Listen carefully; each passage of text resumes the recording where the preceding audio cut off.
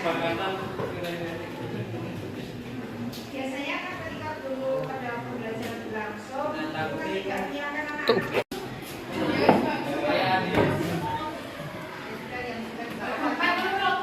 Dilarang Peter. Yang kelima dilarang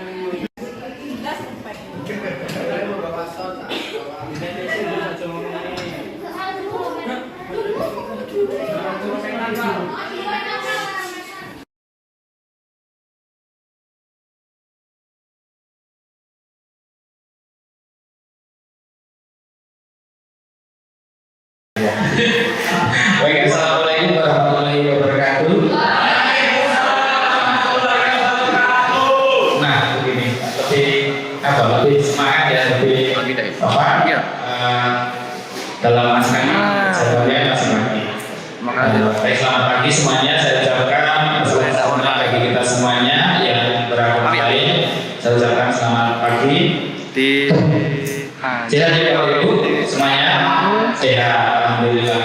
Jadi sebelumnya yang terhormat Bapak Wakil Kesadik Kecamatan Purworejo Bapak Suwarto, selanjutnya yang terhormat Bapak K3S Kecamatan Purworejo Bapak Heri Purnomo, kemudian yang dihormati rekan-rekan calon ibu penggerak ke-7 dari Kabupaten Banyuwangi yang sudah hadir dan bisa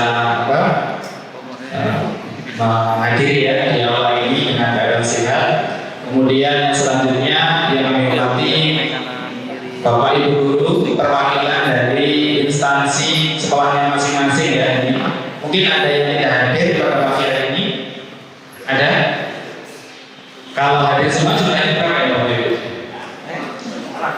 32 ya. Dari diikuti SD negeri maupun SD swasta begitu.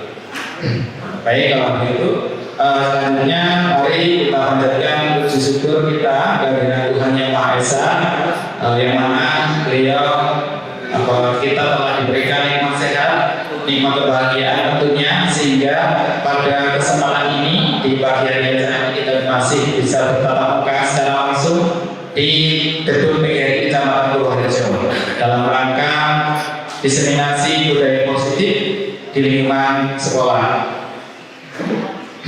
Selanjutnya kami juga mengucapkan terima kasih atas seluruh rekan kami ya, bonus yang kemudian di setiap tahapannya itu kita diwajibkan untuk berbagi ya. Jadi berbagi di sini bukan berarti kami di sini itu yang paling hebat ya atau yang paling mahir begitu katakan begitu ya. Jadi kami bertujuh masih sama-sama belajar ya, belajar untuk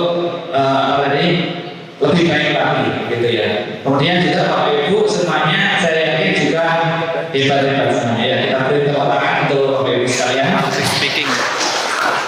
Nah, selanjutnya Bapak Ibu harapannya seperti apa yang sudah disampaikan oleh Bapak Wakil Kesadik tadi ya, kegiatan ini kedepannya atau tidak lanjut atas kegiatan pada pagi hari ini itu Bapak Ibu selaku perwakilan dari setiap lembaga itu nanti bisa mengimbaskan atau ya setidaknya bisa sharing atau berbagi pengalaman dengan Bapak Ibu yang ada di sekolah yang barangkali saat ini tidak bisa ikut hadir dalam acara ini. Nah, kita sekarang masih memberikan inti kita ya Bapak Ibu. Jadi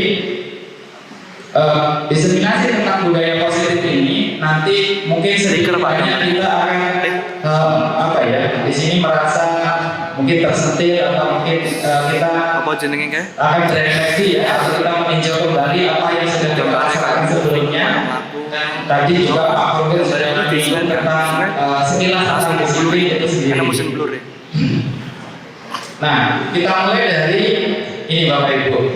Tentu kita semuanya di sekolah itu kan memiliki sebuah gambaran atau harapan dari sekolah kita, impiannya seperti apa ke depan. Mungkin ada perwakilan yang menyampaikan harapan ke depan itu Bapak Ibu inginnya seperti apa sekolahnya. Dari perwakilan ibu-ibunya. Nah, otomatis mesti pun otomatis kan ya. Langsung pada pedang TV Mas di mana. Soalnya kan Zoom harapannya kira-kira sekolah saya seperti apa? Apakah sekolah saya itu ingin siswanya selalu berprestasi atau mungkin juga sekolahnya itu ramah begitu ya, aman, tentram.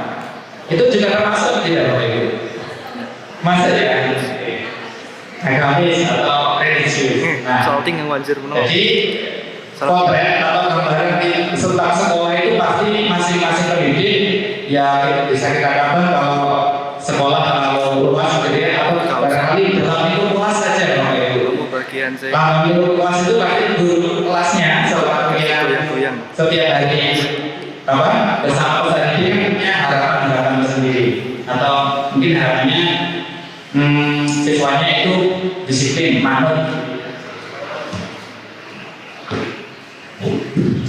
manut ya, atau mungkin juara kelas dan sebagainya. Nah, itu merupakan gambaran atau sekolah impian yang kita jalankan. Lalu apa hubungannya dengan budaya positif ini? Nah, mari kita sejenak kita tinjau kembali Bapak Ibu. Nah, di sini kemarin kami sebelum masuk di modul materi budaya positif itu ada rangkaian modul sebelumnya, yang dimana di dalam penggerak modul 1 itu ada yang namanya filosofi pendidikan. Jadi pendidikan kita sekarang itu kan merdeka ya Bapak Ibu, betul ya? Nah, merdeka itu sendiri atau bayangan kita kan apa? Merdeka itu sampai naik diri. Betul seperti itu. Iya. Sampai naik diri itu apakah udah kamu ya? Atau kerjaan tugas oleh bukan gitu ya? Nah, tapi bukan begitu Bapak Ibu. Jadi merdeka di sini salah satu hal positif atau konsep pendidikan yang disampaikan oleh Bapak pendidikan kita diajar di Makassar itu adalah ini Bapak Ibu ya, salah satunya. Pendidikan bisa disandingkan atau dibandingkan dengan yang namanya hidup tumbuh-tumbuhan seorang petani. Nah, jadi Bapak pendidikan kita itu mengibaratkan kita sebagai pendidik itu layaknya seorang petani, bisa petani padi, petani jagung dan sebagainya. Dalam hakikatnya sama wajibannya seorang pendidik, sama ya. Kita merawat anak didik kita, kalau pendidik, kalau petani yang dirawat ya tanamannya. Nah, kemudian bagaimana yang menanam padi jadi lingkungan yang menyenangkan, menjaga melindungi murid dari hal-hal yang tidak baik. Nah, ini merupakan salah satu faktor atau kendala ya, mungkin menyebabkan peserta didik kita itu terhambat belajarnya, terhambat perkembangan psikologisnya dan sebagainya. Bahkan perkembangan potensinya juga terhambat.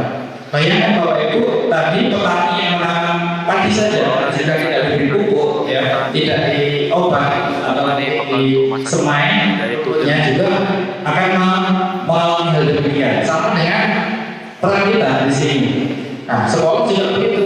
Jika mulanya tidak kita kita rawat ya, kita berikan sesuatu yang menurut mereka menyenangkan, menurut mereka itu sangat berarti, mungkin kita bisa menumbuhkan peserta didik yang sesuai dengan kita tadi.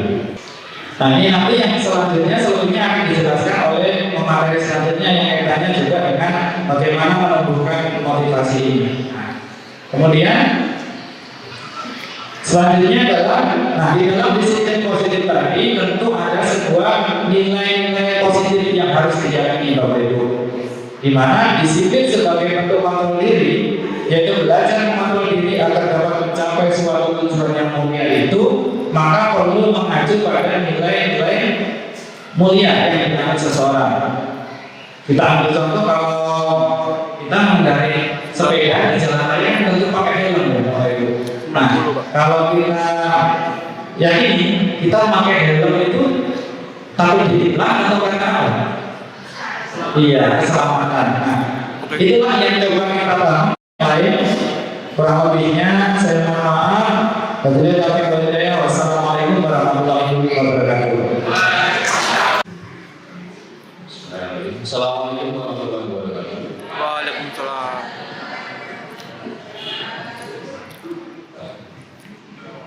Baik Bapak Ibu, saya akan terangkan sedikit. Jadi saya di sini sebetulnya bukan materi, saya taruh di situ materi itu suka. Kita akan sama-sama menjadi guru sama belajar, kita diskusi bersama. Cuma kita beda-beda sambitan saja. Kalau saya di SMK, Bapak Ibu di SD. Dari awal masuk tadi, saya sudah terkesan Bapak Ibu. Terkesannya karena Bapak Perlu sama Ketua KKS ya. Oh tadi KKS, kalau bisa yang KKS ini mengingatkan dengan kedisiplinan. Saya sudah tadi tidak sangat luar biasa karena di SMK itu tidak seperti ini ya.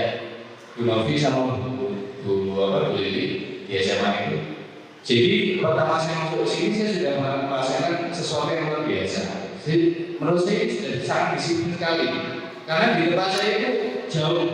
Saya jujur saja, setengah 8 ya, berarti itu bisa setengah 9. Kenapa seperti itu saya nggak tahu. Mungkin karena budayanya atau karena apanya saya juga kurang paham. Namun yang perlu kita garis bawahi bersama, saya juga hidup di lingkungan SD keluarga saya, SD mertua saya juga mengajar di SD. Jadi saya tahu habit mereka yang seperti apa, terus keseharian mereka yang seperti apa, saya paham. Dan ketika dibandingkan dengan yang di Dikmen, itu sangat jauh sekali. Dan saya yakin dalam pembinaan karakter di sekolah, saya yakin 100% Didas, pendidikan dasar itu lebih berat. Bukan lebih berat, lebih menantang. Karena apa? Mungkin di TK atau SD mereka akan lebih membina karakter. Bapak Ibu semuanya di jenjang Didas, pendidikan dasar, saya yakin dalam membina karakter murid itu sulit. Ada yang berlari dari sana kemari, ada yang bajunya kotor, ada yang memang kita dan lain sebagainya. Membina karakter seperti itu sangat sulit Bapak Ibu. Sama seperti di keluarga saya pernah cerita ketika ada yang kelas 2 SD masuk ke kelas dengan pakaian yang musuh ya, maaf, musuh mungkin mustika, terus mungkin maaf bau badannya kurang enak. Dan ketika ditanya oleh gurunya sudah pakai apa belum? Dan ketika apa belum sudah bukan kelihatan musuh. Nah, di situ gurunya memandikan, bukan memandikan itu ya. Jadi di si anak itu dimandikan karena memang dia jujur saya belum mandi Bu. Jadi sama guru tersebut dimandikan. Dari sana kita bisa pahami bahwa tugas seorang guru di SD itu sangat luar biasa. Dan mungkin saya ketika saya di SD mungkin sangat sulit melakukan seperti itu. Karena apa? Ketika kita padukan dengan filosofi GSD dan untuk karakter yang baik dari SD, maka dari itu tadi Pak Sri sudah menyampaikan bahwa budaya positif dan disiplin itu banyak sekali ya rangkaiannya. Bapak Ibu sekalian mungkin bisa memahami, bisa mempraktikkan di sekolahnya masing-masing bahwa membina karakter anak yang berbeda-beda itu sangat sulit. Kita mungkin di SMA, SMK tinggal melanjutkan perjuangannya Bapak Ibu. Mungkin wawasan kita akan kita berikan ke peserta didik itu lebih banyak daripada karakter. Karena apa? Karakter di SD itu ditampa dan dibentuk sedemikian rupa sehingga dia memiliki potensi-potensi yang baik. Potensi-potensi baik itu bisa muncul dari SD, dilanjutkan di SMP. Lalu di SMA, di SMK mereka tinggal kompetensinya saja. Otomatis di jenjang di mana kita akan lebih mudah dalam mendidik peserta didik. Bapak Ibu tugasnya akan lebih berat. Lalu sebenarnya ada untuk mendapatkan imbalan atau penghargaan dari orang lain. Contoh Bapak Ibu, kita kalau di lembaga kan, maaf ada istilah ngatok kepala sekolah, terus mencari muka dan lain sebagainya. Nah, itu sebenarnya hal yang wajar, tapi kalau yang mana-mana dia bisa nekat. Jadi untuk mendapatkan imbalan atau penghargaan dari orang lain, boleh kita belajar lebih tinggi, tapi ya jangan kita marah-marahin Bapak Ibu. Kita boleh berkompetisi tapi kompetisi yang sehat. Boleh kita menjadi orang yang lebih baik, boleh, tapi kita jangan sampai menjadikan teman kita sendiri. Nah itu yang kita ingat Bapak Ibu. Yang kedua adalah untuk menjadi orang yang mereka inginkan dan berbagi diri sendiri dengan nilai-nilai yang mereka percaya. Contoh, misalkan ketika kita di sekolah misalkan kita mengajar berbagai macam entah itu bahasa Indonesia, bahasa Inggris dan lain sebagainya. Secara naluri kita akan mencoba untuk disenangi oleh orang. Saya mungkin cara menyampaikan saya belum harus beda. Seperti saya pernah di teaching baru, tidak asing dengan istilah teaching. Jadi saya dinilai, diberikan instrumen, ada supervisornya, saya dinilai. Habis itu nilai yang kurang bagi saya adalah saya kurang cakap, saya kurang menarik, terlalu flat. Jadi mukanya itu flat. Jadi data aja nggak ada apa-apanya. Saya coba merubah, tapi sulit Bapak Ibu. Ya, ada yang rasakan juga sama. Jadi saya kalau kalau ngajar itu ya kayak gini aja. Dan saya diberi motivasi dari saya, silakan dirubah menjadi lebih menyenangkan, dirubah untuk menjadi lebih cakap lagi. Sulit loh. Nah ternyata setelah sekian lama saya ngajar, ada poin yang saya pegang, yaitu bahwa guru itu juga harus memiliki karakter sendiri. Walaupun saya teruskan, ternyata karakter ini ada yang menyukai. Ya walaupun nggak banyak sebenarnya. Lalu, nah ini kita jawab bersama yuk. Mencatat 100 kali di dalam buku keterangan. Saya tidak akan terlambat lagi karena terlambat ke sekolah. Ini merupakan hukuman atau konsekuensi loh. Nih, mencatat 100 kali di dalam buku keterangan. Nah, kita kalau misalnya di kelas nih, ada siswa yang terlambat. Kamu terlambat terus setiap hari. Silakan catat 100 kalimat, 100 kali di dalam buku keterangan. Ini termasuk hukuman atau sanksi atau konsekuensi? Sanksi atau hukuman? Konsekuensi. Baik, kalian. Nah, baik. Jawabannya adalah sanksi atau konsekuensi. Jadi ketika ada anak terlambat, mereka dituntut untuk silakan catat 100 kali di dalam buku kalimat. Saya tidak akan terlambat lagi karena terlambat di sekolah. Jadi ini bukan hukuman ya, Bapak. Ini adalah sanksi dan konsekuensi. Nanti kita akan pahami apa perbedaan hukuman dan sanksi atau konsekuensi. Terus selanjutnya juga lari mengelilingi lapangan karena terlambat masuk sekolah. Hukuman atau sanksi? Hukuman. Kenapa? Fisik ya, ada yang fisiknya lagi gitu. Melelahkan mungkin seperti itu. Menyakitkan lagi ya. Jadi bermacam-macam kalau hukuman. Jadi membersihkan catatan yang dibuatnya di meja tulis itu merupakan sanksi atau konsekuensi. Saya salah dulu. Jadi intinya adalah sanksi atau konsekuensi itu membuat mereka itu memahami bahwa apa yang mereka perbuat itu harus diperbaiki ke depannya, bahwa apa yang mereka perbuat itu tidak harus diulangi lagi karena itu merupakan sebuah kesalahan. Kalau hukuman beda, hukuman itu lebih ke memberatkan dan menyakitkan si anak tanpa memperhatikan nanti kira-kira diulangi lagi apa enggak ya, itu beda. Nah, murid diminta untuk push up 15 kali karena tidak menggunakan masker ke sekolah. Hukuman atau sanksi? Sudah jelas tidak ada hukuman. Karena apa tadi? Menyakitkan, terus benar memberikan efek jerah. Tapi efek jerahnya apa? Dia pegel, dia pasti kesel. Kesel mau kalau nggak percaya, tapi jangan juga. Mungkin bisa dilihat lah mungkin di sekolah lain. Ada yang seperti ini. Saya yakin 100% bukan niat beliau mendidik, tapi untuk mengekspresikan emosinya. Kayak saya juga pernah mengalami dulu jenenge arek cilik atau anak SD, SMP atau semua apa kan. Ketika melanggar peraturan kita pastikan pegel, kok ditonton nggak? Jangan kan kita diri sendiri, anak kita sendiri juga nangis ya teman-teman di sini tambah nangis kan. Terus suruh jalan, suruh duduk, dia berlarian, suruh makan nggak mau, kita kan kesel. Otomatis kita memahami mereka mungkin secara spontan. Dan saya yakin yang timbul di hati kita itu bukan sebuah pendidikan ke anak, tapi apa? Emosi kita luapkan. Akhirnya waktu. Tapi barang itu betul biasa ya kalau anak. Habis kemarin itu biasa gitu. Nah, menggantikan kertas tugas yang telah dicoret-coret hukuman atau sanksi? Sanksi. Ya, jadi menggantikan kertas tugas teman yang telah dicoret-coret. Kenapa seperti ini? Karena kertas teman dicoret-coret lalu menggantinya itu merupakan pendidikan agar tidak diulangi lagi. Karena apa? Ibu dalam diri ketika saya mencoret kertas teman saya harus mengganti, otomatis dia kan nanti kertas saya berbalik lagi. Jadi kalau pendidikan itu harus timbul rasa seperti itu. Ya benar. Pendidik itu kan sulit loh, ya. Sahabatnya itu sulit. Mungkin kita paham teori saya juga paham dan teman-teman itu teorinya paham. Mungkin hafal. Tapi untuk mempraktekkan saya ingin Bapak Ibu semuanya itu lebih paham. Ya sama-sama. Akhirnya jawabannya ke sanksi juga. Misalkan anak terlambat sekolah, suruh misalkan bersihkan WC, terus mencabut rumput. Itu juga termasuk hukuman agar jerah. Tapi kan masih sama dengan apa yang dia lakukan. Gitu.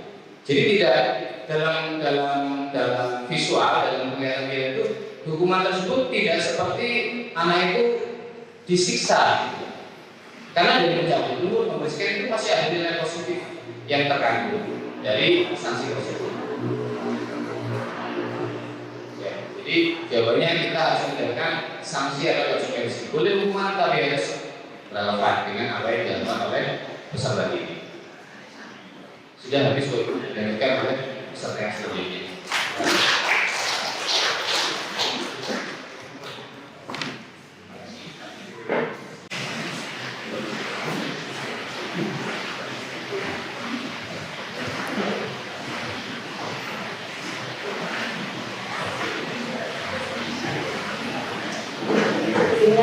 Assalamualaikum warahmatullahi wabarakatuh.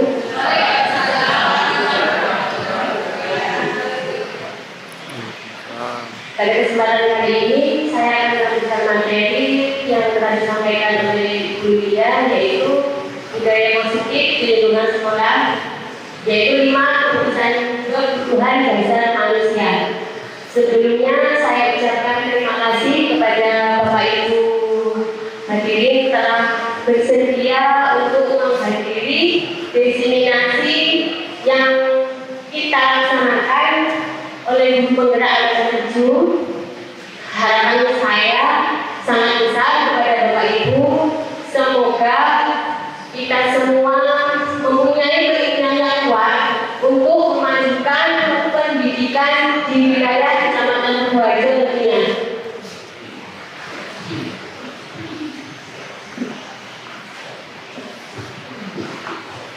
Bapak Ibu, selain sebagai guru kelas, saya juga merangkap sebagai salah satu guru inklusif di Kecamatan Purworejo bersama dengan rekan saya Ibu Retno dari Karetan dan Ibu Santi dari SDN Salutangan. Tugas utama kita sebagai guru inklusif itu tidak jauh berbeda Bapak dengan guru kelas, tetapi kita memberikan pendampingan khusus kepada anak berkebutuhan khusus, memberikan bimbingan sesuai dengan kebutuhan yang mereka miliki. Tentunya di sekolah Bapak Ibu terdapat 1 atau lebih anak yang memiliki hambatan karakteristik yang mungkin berbeda dengan anak yang lain, Bapak Ibu. Contohnya ada anak yang kesulitan dalam belajar, ada anak yang memiliki daya tampak lemah dalam pelajaran, ataupun memiliki hambatan keterbatasan fisik. Mungkin ada semacam itu di sekolah Bapak Ibu. Dari situ tentunya kita sebagai guru dituntut untuk adil memenuhi kebutuhan anak didik kita yang beragam, dan kita tidak boleh mengabaikan anak tersebut Bapak Ibu. Contohnya mungkin kalau di kelas rendah itu banyak sekali kita mengidentifikasi, mungkin ada anak yang tidak bisa membaca, terus ada anak yang sudah bisa pol membacanya, tapi kita menggunakan anak tersebut dengan pelajaran yang sudah biasa diberikan kepada anak yang belajar. Itu tentunya tidak boleh Bapak Ibu. Kita harus bersikap adil memberikan materi. Biasanya Bapak Ibu langsung menasihati atau mencari permasalahannya. Bapak Ibu, mungkin seorang anak itu melakukan sebuah tindakan, itu mempunyai anak tersebut mungkin gagal dalam memenuhi sebuah kebutuhan dasarnya. Contoh saja di sini seorang anak yang menolak atau meminta makanan temannya dengan paksa. Alasan mereka atau anak tersebut yang pertama, 1, anak tersebut tidak punya bekal atau lapar. Dari sini kebutuhan dasar mereka yang tidak terpenuhi adalah untuk bertahan hidup. Jadi mungkin ada anak yang meminta bekal temannya karena dia merasa lapar, dia tidak punya uang saku ataupun dia tidak dibekali makanan dari rumah. Yang kedua, mungkin anak tersebut bosan dengan bekal dan ingin mencoba makanan dari temannya. Ibunya hanya itu saja memberikan bekal dan tanpa adanya keanekaragaman makanan yang anaknya bosan. Di sini kebutuhan dasar mereka kebebasan akan sebuah pilihan. Jadi mereka ingin mencoba makanan dari temannya masing-masing. Terus yang ketiga, iseng karena senang melihat ekspresi wajah temannya yang kesal. Mungkin anak tersebut suka melihat temannya yang kesal tersebut dan akhirnya selalu melakukan hal negatif kepada temannya. Mungkin anak-anak saya senang karena teman saya itu lucu kalau marah. Dari situ mungkin anak tersebut memiliki kebutuhan yaitu tentang kesenangan dirinya berbagi. Terus yang keempat, anak tersebut ingin diperhatikan teman, guru, atau orang tua. Pada waktu melaksanakan sebuah kegiatan tersebut, anak ini tentunya merasa kurang diperhatikan oleh guru, teman, maupun orang tuanya di rumah. Jadi anak ini melakukan sebuah hal atau tindakan agar anak ini diperhatikan oleh temannya. Pada waktu melakukan kegiatan tersebut, anak itu dilaporkan dan diperhatikan kepada gurunya, dan dari guru dilaporkan kepada orang tua, sehingga orang tua lebih memperhatikan anak itu untuk mungkin dengan rasa kasih sayang yang kurang dari orang tua. Terus yang keempat, aku sebel gambarku tidak rapi, malah ibu guru nunjukin ke teman-temanku di depan kelas. Sebenarnya kata sebel ini menggambarkan anak tersebut sebenarnya bisa menggambar dengan baik, dan dari kemampuan itu ibu guru memamerkan gambarnya kepada teman-temannya. Dari situ kebutuhan yang diinginkan adalah penguasaan akan kemampuan. Dia ingin dimunculkan, saya lo bisa. Di situ Bapak Ibu. Terus yang terakhir, kebutuhan akan penguasaan.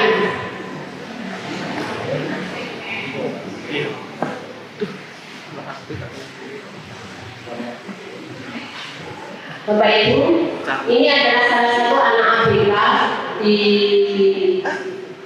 sekolah saya.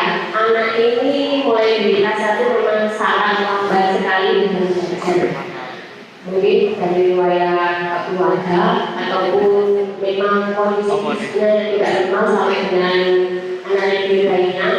Di sini tentunya kita sebagai guru juga harus memenuhi kebutuhan anak tersebut. Tidak boleh meninggalkan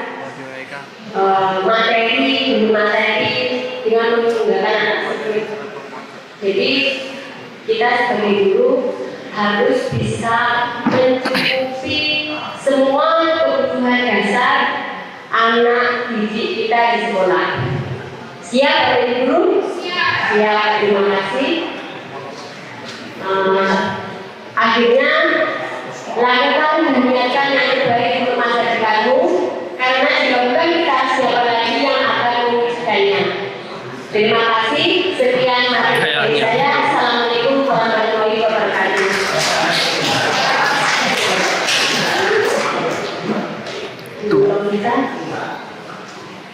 Masih lanjut Pak.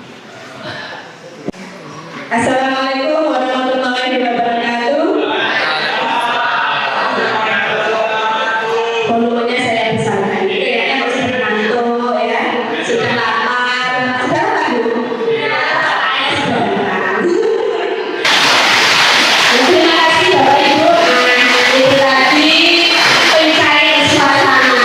Kalau kita punya cairan es, apalagi sertifikatnya sudah baik. Nah ini pencairan suasana juga. Es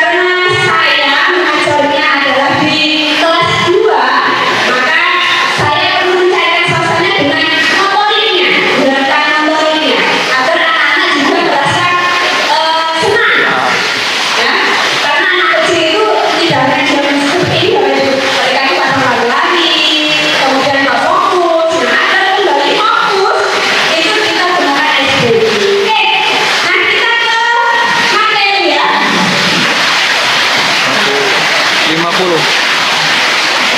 Iya, saya.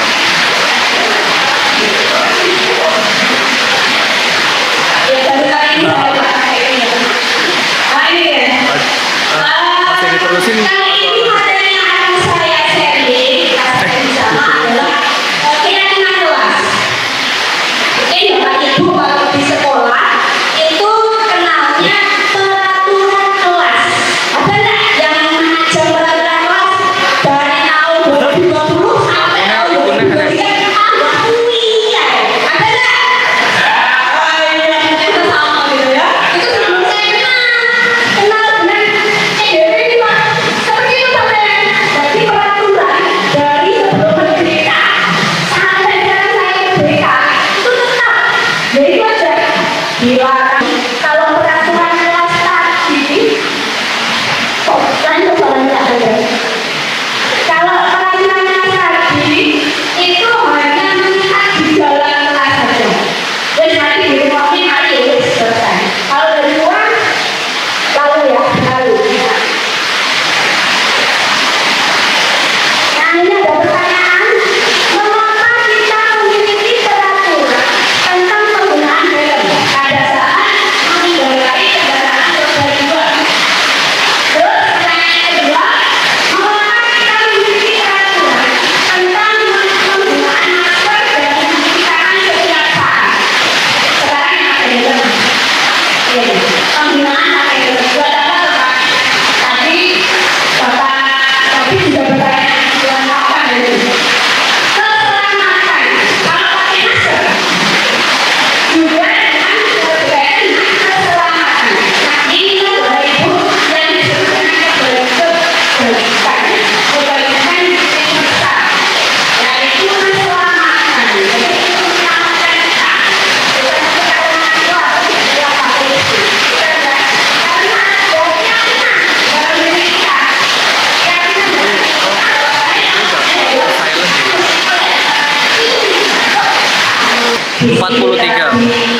Kemudian jujur, tanggung jawab, ya itu adalah merupakan pernyataan universal luas.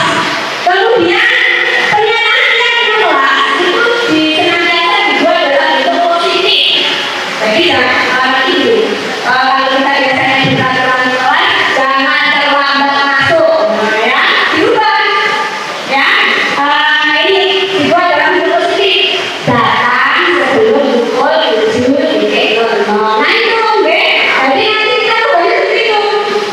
Kemudian yang kelas itu jangan terlalu banyak. Biasanya kalau saya lihat peraturan kelas di tempat saya itu satu pakai 20. Saya lihat satu-satu kesel lah.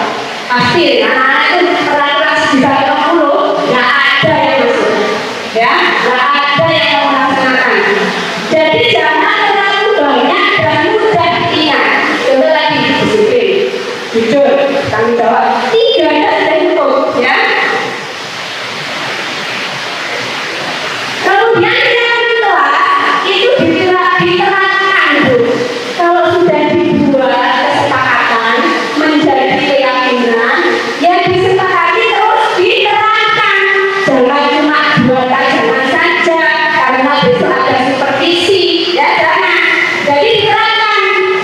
Karena pembiasaan ini kalau tidak dibiasakan akan menjadi wacana, ya. Ayo lalu baik. Kemudian semua adalah ikut berkontribusi dalam membuatkan keyakinan kelas lewat kegiatan curah pendapat. Jadi anak-anak jajak omongan dulu. Ayo anak-anak, kesepakatan kelas kita hari ini anak. Biasanya kalau anak kelas 2 kata saya itu mesti menggunakannya masih tidak boleh menolak. Nah ini ya kita mengatakannya kerjakan tugas, itu ya ayo semangat mengerjakan tugas. Nah itu kita buat lebih ke anak-anak ya, bahasanya itu lebih mudah ke anak-anak, jadi tidak memaksa. Kemudian bersedia mencoba kembali keyakinan kelas dari waktu ke waktu. Kalau sudah mencetuskan keyakinan kelas, boleh diubah enggak? Boleh, ya. Seperti peraturan kelas dari zaman sebelum merdeka sampai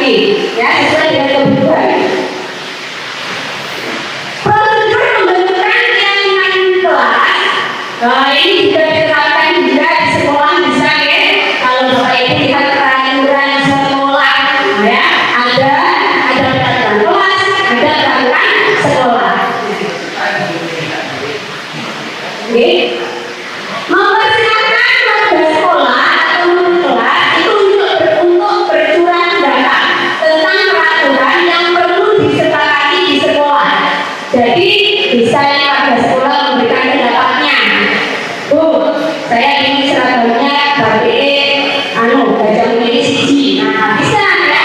Nah, ini bersurat pendapat. Kemudian mencatat semua masukan dari murid atau sekolah itu di papan tulis atau papan besar. Kemudian yang bisa dilihat oleh publik, ya, bisa dilihat semua dari anak-anak. Setelah itu disusun, ya, kelas sesuai dengan prosedur pembentukan kelas. Jadi kalau kata-katanya boleh dibagi, sebenarnya itu jangan berlari di kelas, dibagi berjalanlah. Di satu Juring. Mungkin di sini juga ada duit saya dari SMA Negeri 1 Juring. Ya. Di SMA Negeri 1 Juring saya mengampu mata pelajaran kimia. Bapak Ibu, mungkin nanti akan sedikit berbagi dengan Bapak Ibu. Bukannya saya menggurui atau bagaimana, tapi kita akan berbagi ilmu. Karena yang muda yang berkarya, saya di sini yang paling sepuh di antara CDP yang lain. Bapak Ibu, di sini saya akan membagikan materi yaitu budaya positif, disiplin yaitu restitusi. Bapak Ibu tadi sudah disinggung bahwa hukuman maupun sanksi dari Bapak David. Hukuman. Saya mengajar di SMA Negeri 1 Juring. Setiap hari pembinaan karakter kita sudah berdiri di depan pintu dengan anak-anak setiap hari. Nah, di situ kita selalu mencatat kesalahan atau pelanggaran apa yang telah dilakukan oleh anak. Misalkan ini, anak tidak pakai helm, kemudian yang cewek seharusnya tidak pakai lipstick, pakai lipstick, berarti kita itu harus setiap hari membawa Harusnya kan resep lagi dari kita bersihkan. ininya. Kemudian kita hitung berapa kali pelanggaran-pelanggaran yang telah dilakukan oleh anak-anak. Kemudian berkoordinasi dengan wali kelas, karena sebagai bapak ibu yang di sekolah sebagai wakil dari orang tua, kalau anak-anak itu masih saja melanggar, nah berapa kali poinnya, maka orang tua harus dihadirkan. Mohon maaf di sini. Yang pertama tadi Terkadang hukuman itu memang memberatkan bagi anak-anak. Terkadang hukuman fisik maupun mental. Nah,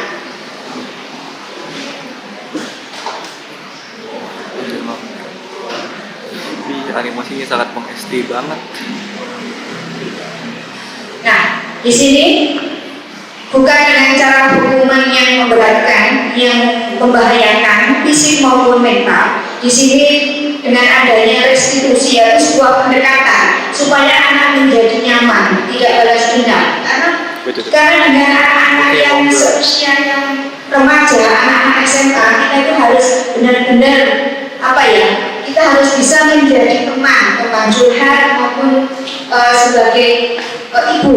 Nah, di sini salah satu materi saya adalah restitusi. Tujuannya adalah sebagai salah satu cara menanamkan disiplin positif dengan cara pendekatan kepada murid. Ya, bisa saja kita diajak berbicara dengan baik-baik, dengan kamu mau memilih apa dan seperti apa yang kamu inginkan. Kemudian yang kedua, guru juga dapat menerapkan restitusi dalam membimbing murid berdisiplin positif agar menjadi pribadi yang berkarakter. Kemudian yang ketiga, membantu murid menjadi lebih memiliki tujuan, disiplin positif dan memulihkan dirinya setelah berbuat salah. Ya, dengan salah satu pendekatan yaitu restitusi. Kemudian yang selanjutnya, restitusi mencari kebutuhan dasar yang mendasari tindakan. Terkadang anak-anak yang melakukan kesalahan itu karena kurangnya ada kebutuhan dasar yang tidak terpenuhi. Misalkan rasa takut, kemudian tidak nyaman. Berarti kebutuhan dasar yang harus dipenuhi adalah kebebasan. Ya, itu salah satunya. Selanjutnya yang keenam, restitusi diri adalah cara yang paling baik. Dalam restitusi, diri murid belajar untuk mengubah kebiasaan dan kecenderungan untuk mengomentari orang lain menjadi mengomentari diri sendiri. Maka dia harus bisa mengontrol dirinya menjadi lebih baik. Yang ketujuh, restitusi fokus pada karakter, bukan tindakan. Nah, di sini pada proses restitusi, guru membimbing murid menunjukkan dan fokus penguatan karakter. Jadi bukan tindakan saja seperti yang tadi sudah dikatakan sama Pak David itu berupa hukuman. Jadi kita lebih menekankan pada penguatan karakter agar kesalahan-kesalahan tidak akan berulang lagi. Selanjutnya, yang ke-8, restitusi fokus pada solusi. Nah, restitusi fokus pada solusi. Dalam restitusi ini, guru demikian materi dari saya. Mohon maaf jika ada salah kata. Saya akhiri. Assalamualaikum warahmatullahi wabarakatuh.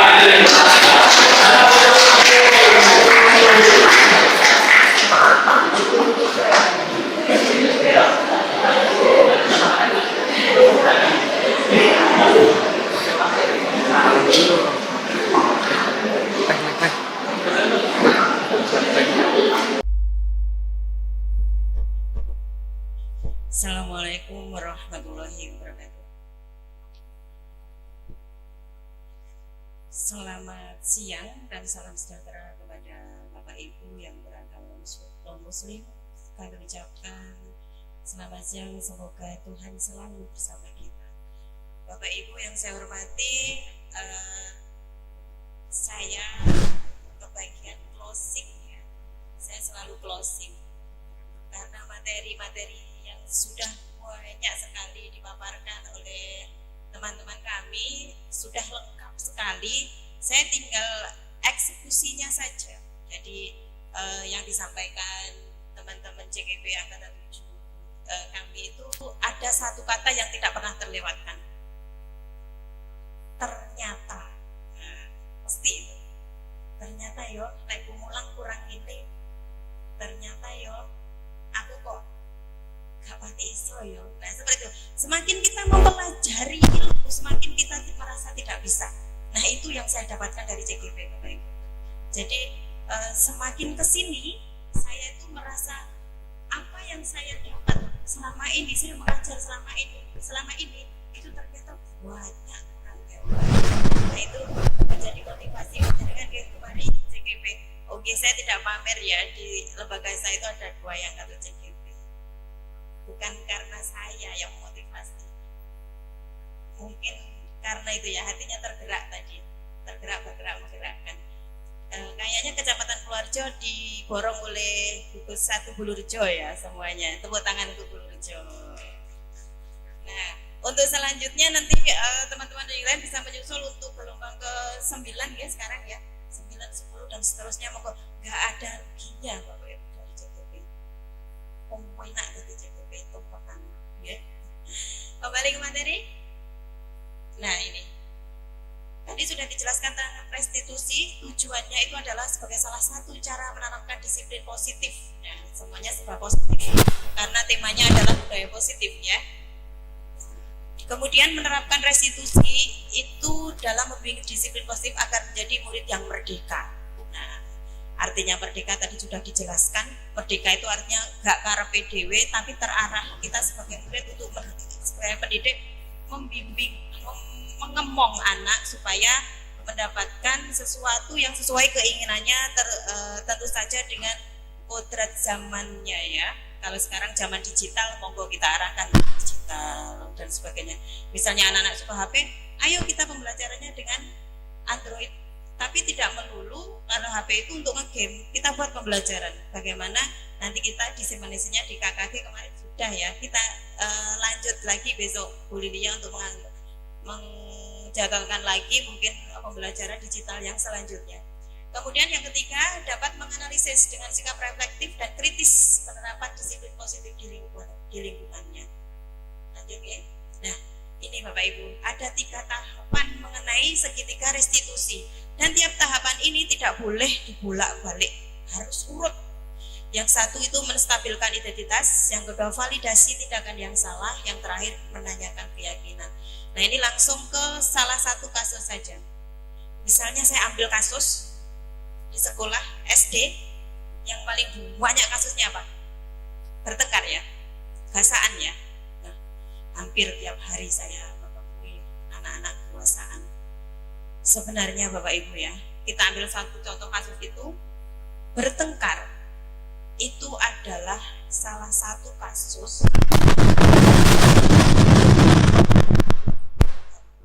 ya yang sudah diterangkan Bu Devi.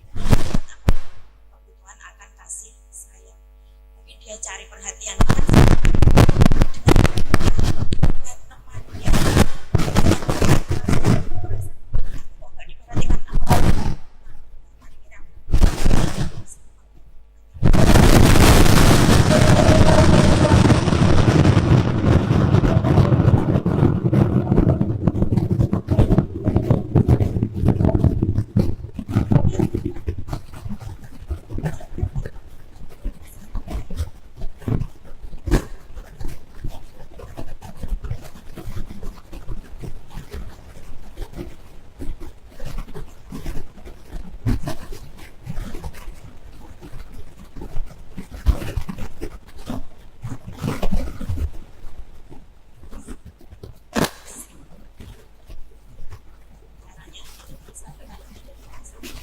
Identitas anak yang gagal karena melakukan kesalahan menjadi orang yang sukses, nantinya kan dia gagal melakukan kesalahan.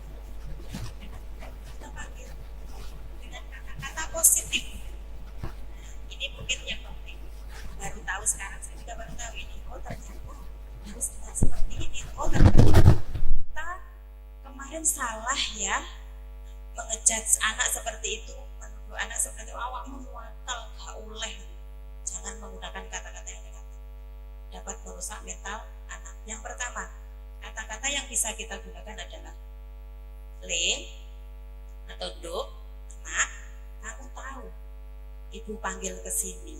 Nah, kan mungkin dia sangat berapi-api, maksud saya masih emosi. Kalau kata-kata emosi, kalau kita menghadapi anak yang emosi, kita hadapi dengan emosi juga. Apa kira-kira akibatnya? Api karo api tambah meledak. Nah, kita sebagai pendidik, kita adalah sebagai peredam. Artinya kita bisa meredam emosi dengan kata-kata yang positif. Setelah itu kemudian gini, berbuat salah itu adalah manusiawi. Ibu pernah marah, ibu pernah juga berbuat seperti itu. Piye kira-kira neng anak kira-kira kamu seperti itu?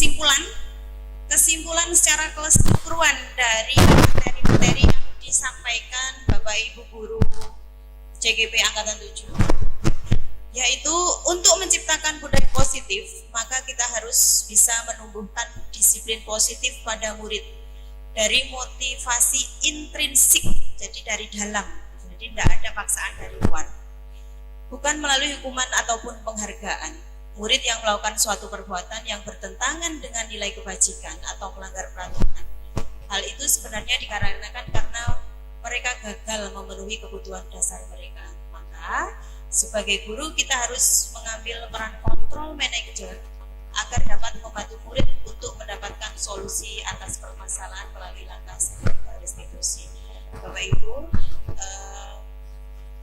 dari budaya positif di lingkungan sekolah, mungkin Bapak Ibu mulai tergerak punya gambaran yang tadinya di sekolah panjenengan semua itu mungkin masih menerapkan sistem hukuman, terutama fisik ya, itu sangat jangan ya Bapak Ibu.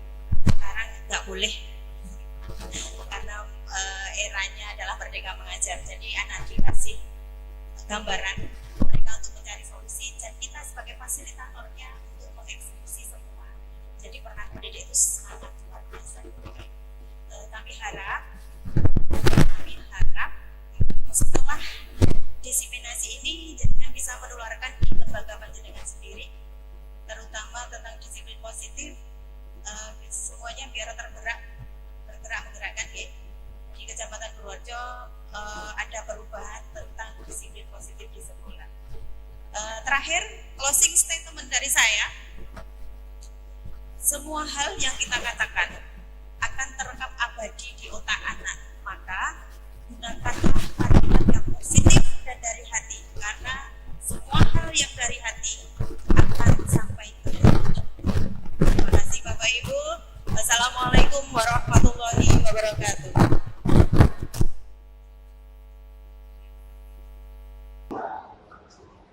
Masih lanjut Pak. Sekali lagi 17 menit cukup lah ya Pak. 17 menit cukup lah ya Pak. Ya saya 17 cukup. Tak kenal maka tak sayang. Jadi saya kenalan dulu. Nama saya Nika Amelia. Saya di SMA Purworejo. Biasa dipanggil Novi. Saya mengampu mapel bahasa Inggris.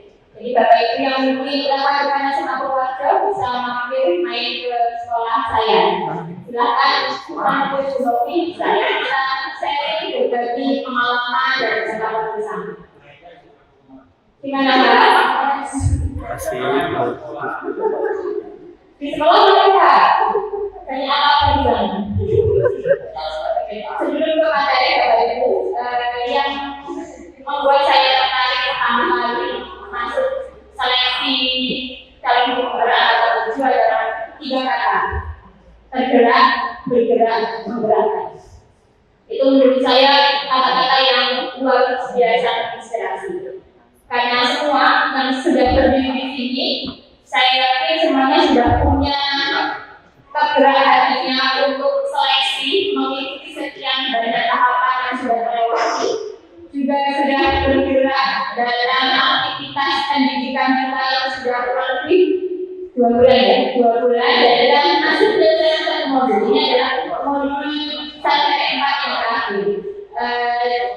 Sudah punya tergerak, sudah bergerak juga, menggerakkannya saat ini. Jadi semua tugas dari guru penggerak itu adalah menggerakkan.